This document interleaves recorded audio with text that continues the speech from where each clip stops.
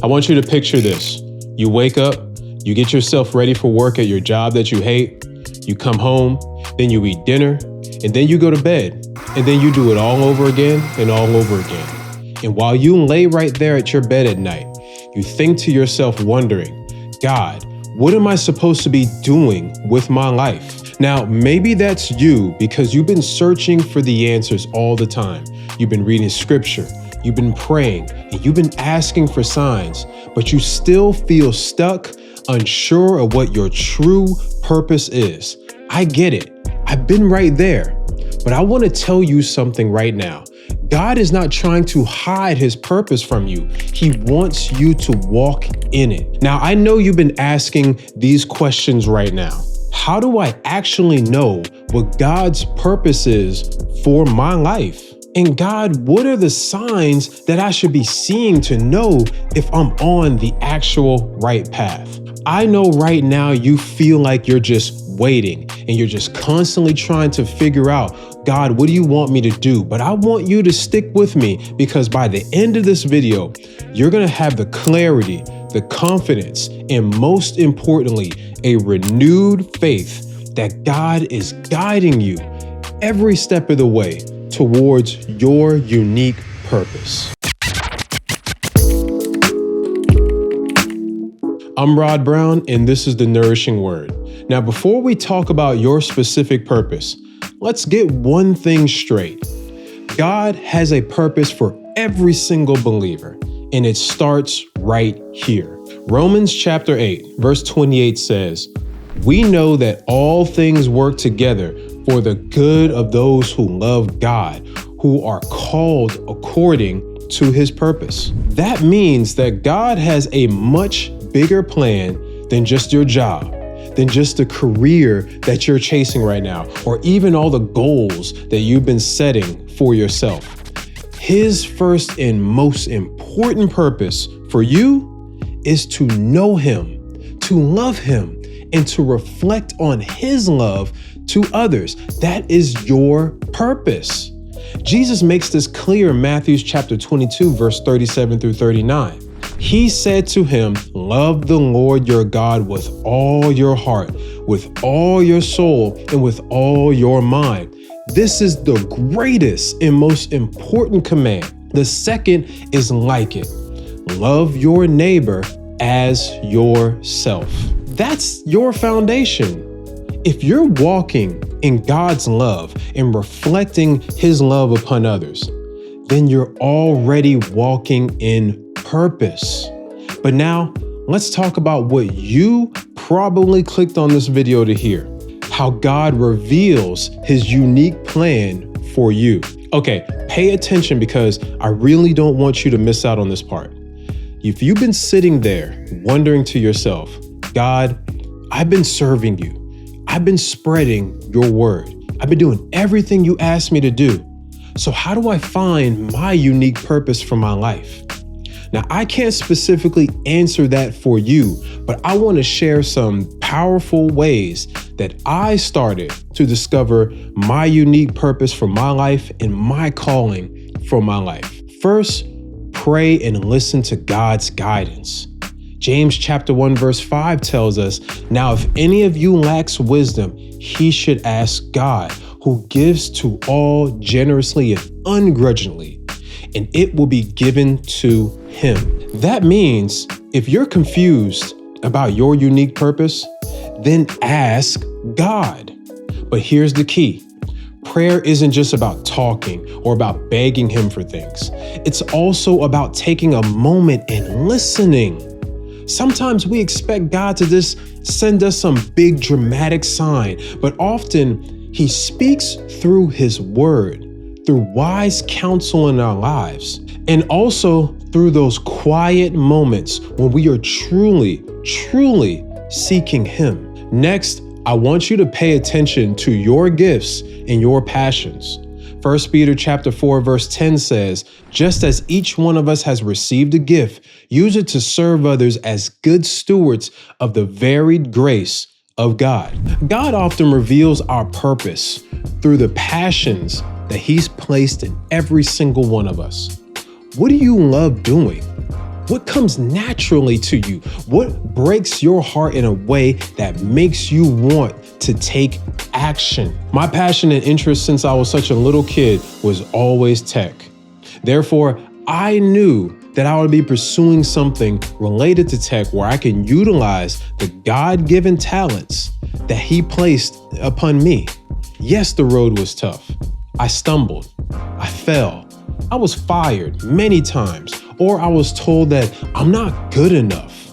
Yes, you're going to face some setbacks, but if it's your unique gift and passion, then nothing could ever stop you from achieving that.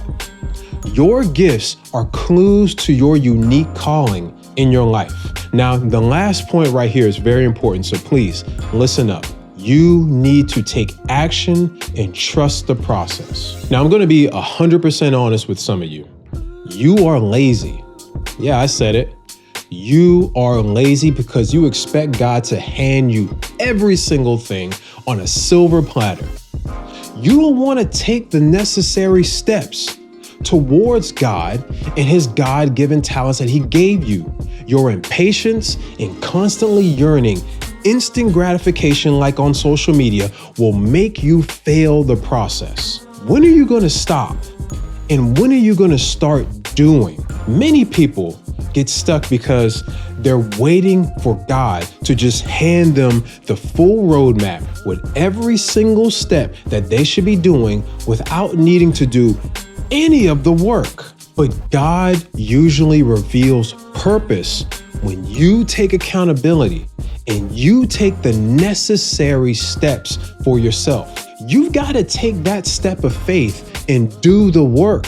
God gave Noah the sign to build the ark for the upcoming flood that will last 40 days and 40 nights. Now imagine if Noah took that sign and expected God to also do all of the work. Build the ark, gather all the animals together, get everything set up and prepared, all while Noah just sat there and just, did absolutely nothing. Take accountability and start taking action. When you actually start putting in some work, then God will guide your steps, even when you don't see the entire picture.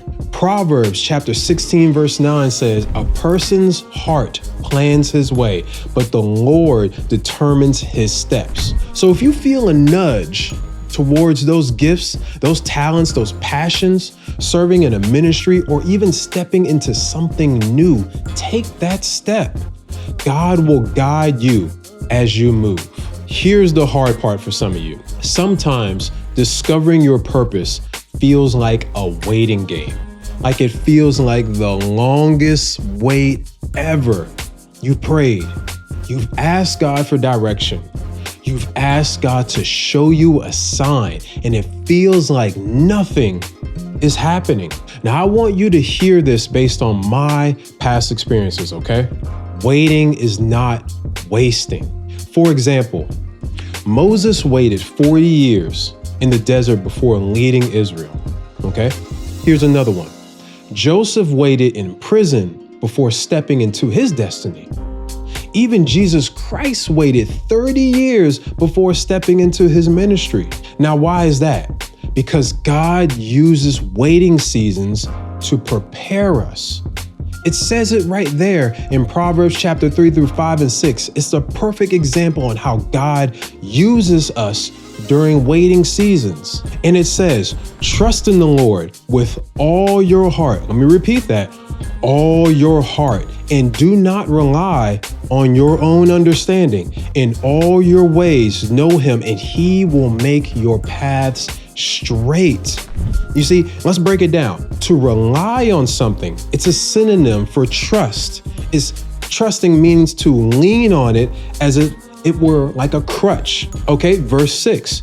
To know God in all your ways is to invite his presence, okay? Invite his presence into all of your daily activities and decisions. Make your paths straight, or smooth it out means that God will make righteousness attainable. This scripture right here is the compass for your life during this current waiting season. Now, I know it may feel like God isn't listening to you or he isn't with you because you desperately want to receive that new job position for increasing your finances. But please, you have to understand that if you don't get that job, then that wasn't the job God deemed for you. So if you're in a waiting season, don't rush ahead of God. Stay faithful. Keep seeking.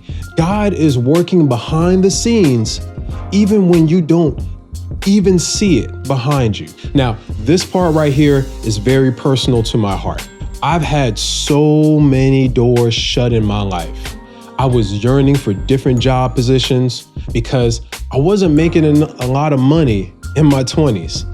Job after job, opportunity after opportunity, no matter how well I did in those interviews in marketing myself to them, all of them said no. You ever had that situation where you were just sure of something, that it was meant for you, only for the door to just slam right there in your face? Trust me, it can be frustrating. Believe it or not, I've had my fair share of doors just slammed on me too. But you want to know the truth? Closed doors are often God's protection. Now, I'm going to say that again because I feel like some of you weren't listening or paying attention to what I just said, okay? I'm going to say it one more time. Closed doors are often God's protection on our lives. Revelations chapter 3, verse 7 through 8 starts by saying, "Write to the angel of the church in Philadelphia. Thus says the Holy One, the true one, the one who has the key of David, who opens and no one will close, and who closes and no one opens." Verse 8 says, "I know your works. Look, I have placed before you an open door that no one can close because you have but little power. Yet you have kept my word and have not denied my name." Understand this. God will never open a door that leads you away from him. So you have to ask yourself these things. Does this opportunity align with the scripture? Does it bring peace even if it requires my faith? And does it bear good fruit in your life? Now, if any of those questions answers is no, it might not be from God. So you have to trust that he has something better in store for you, no matter what it is. Now, here's what I want you to take away from everything that I said to you today. Number one, God has a purpose for you. You are not an accident. Number two, you don't have to figure it all out at once. Take the small steps in faith. Number three, waiting isn't wasted time. God's just preparing you for something new. And number four, trust the doors that he opens and closes. His plan is better than yours. You were made for a purpose, and God is truly guiding you every step of the way. So just trust him. I love each and every one of you for listening to this video today. Now, finding your purpose in life can truly be hard, but it all starts with God first. He will guide you just like he guided me, and I'm so thankful that he did. Now, if this video was very helpful, then please hit that like button and share this message with someone that you know that's struggling right now, that you know that someone is in their waiting season and they need some help. Someone who may not understand their purpose in life right now and how God can guide their steps. Now, I'll see you next time. Be blessed.